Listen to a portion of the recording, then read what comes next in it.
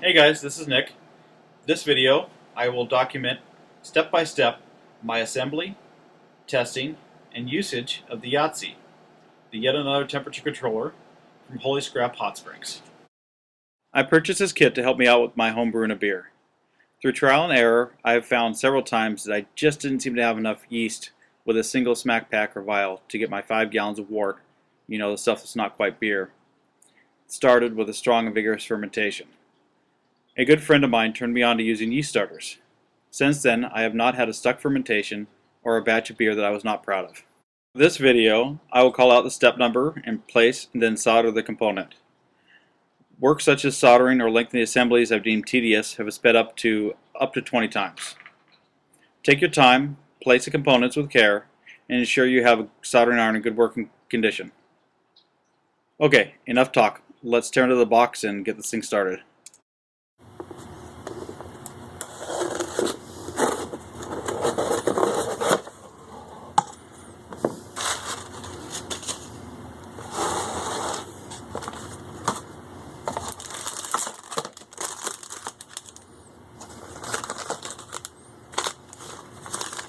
Baggie of components, a circuit board, the connectors,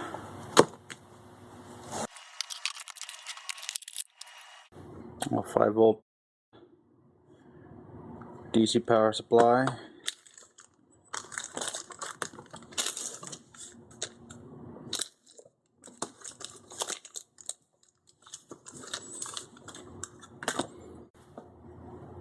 Alright, now that I got the parts here, let's start through assembling it. And the first thing it says to do is to insert the LED display, which can only go in one way.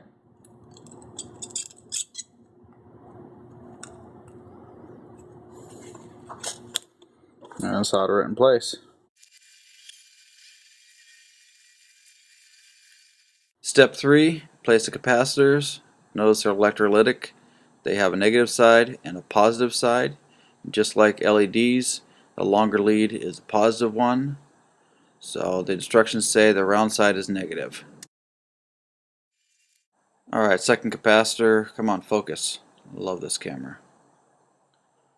Alright, negative side, shorter lead is going to the round hole.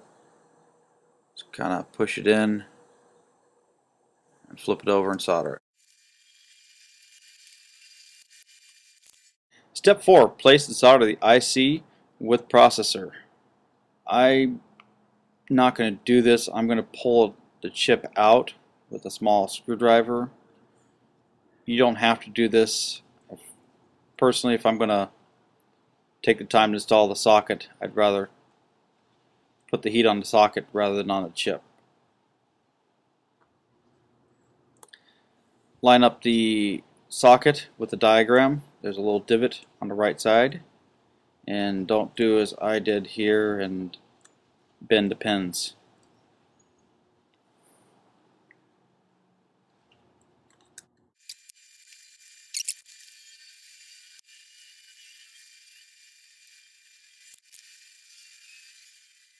Step 5, place and solder the 10-pin header.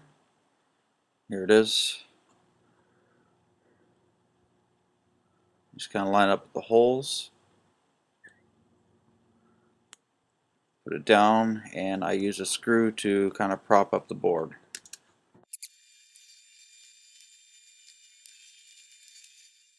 Step 6, place and solder the 470 ohm resistor. Yellow, purple, brown, and gold. If you're lucky enough, I found these at a garage sale. They're old brown nose pliers, and they work great for twisting resistors. You can also use those plastic resistor bending tools, but I think these work better. Just kind of line it up and slide it in for R1.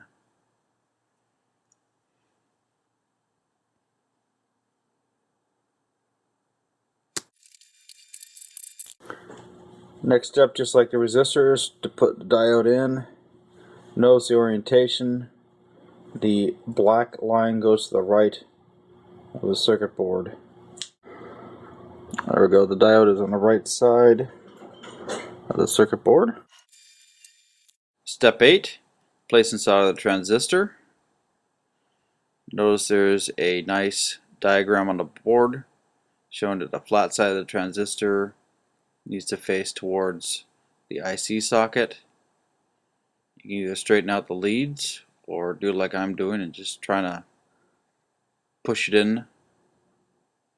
Make sure that when you're done that the flat side is facing the IC socket.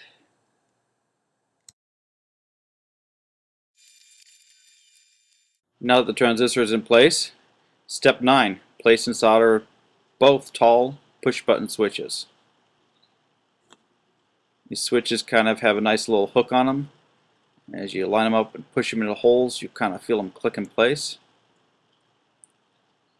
Just do your best to kind of slide it back and forth to position the switches close to perpendicular to the board as possible. Same thing with the second one, just slide it in place. Light pressure. And flip the board over and use the pressure of the board again to hold the components in place. Step 10, place and solder the connector on the side. This is the jack for the sensor.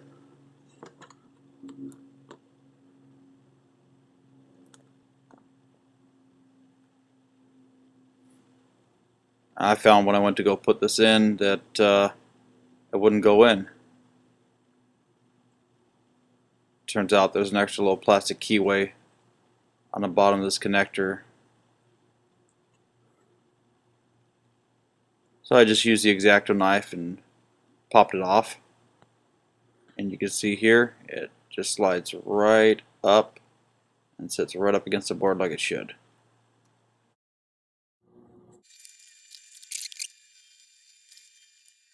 Step 11, place and solder the 100K ohm resistor, brown, black, yellow, and gold.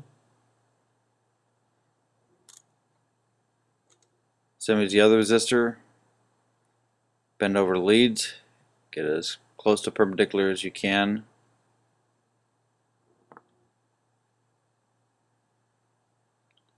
Line up the leads with the hole. And push or pull it in until it seats flush.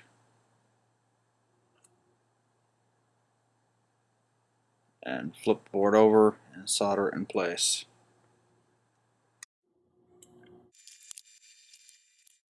Step 12, place and solder the two spade connectors, connectors 2 and 3.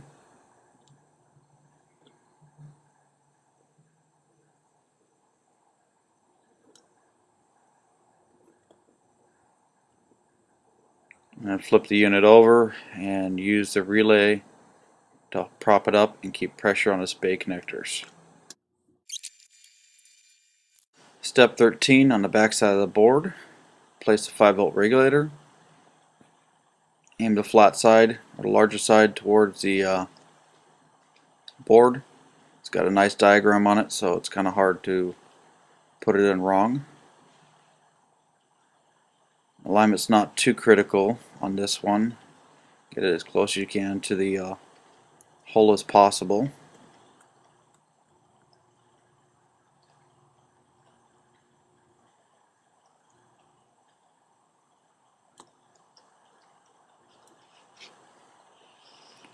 Solder on the front side, and in between each solder joint I'm cleaning off the tip of my soldering iron on a wet sponge.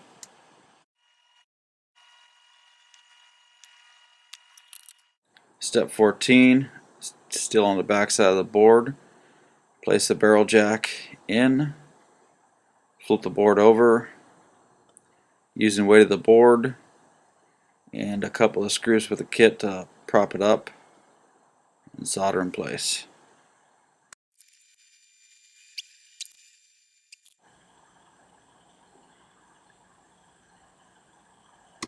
Step 15, place and solder the relay. It only goes in one way. Line it up push it in and solder on the front of the board.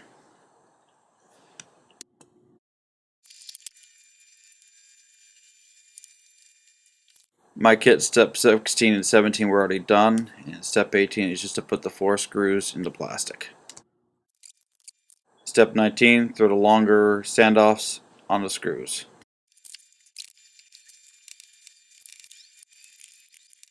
Steps 20 and 21, put the circuit boarder on the screws, use the small standoffs, a piece of plastic, and tighten the nuts. And now let's hook it up and see if it turns on.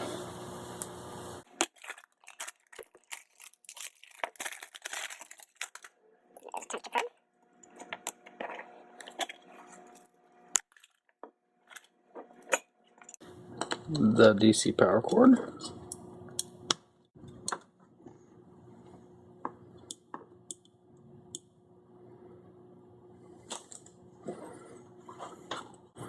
Yeah, it looks like it's working. And I'll turn it over here and I'll set it to 70 degrees.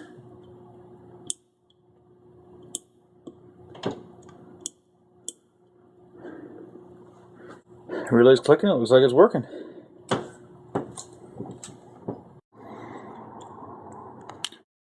The temperature controller is built and put together. I have it hooked up to a warming pad I picked up at a garage sale for $5. The flask in the back will keep the temperature, hopefully keep a relatively stable temperature with all that water in it. And it should keep these other two at the 70 degrees I set it to earlier. Oh. Setting the temperature up to 70 degrees now. I got an email from Mikey telling me if I press both buttons it will save the temperature setting to the microcontroller so I don't have to reset it every time.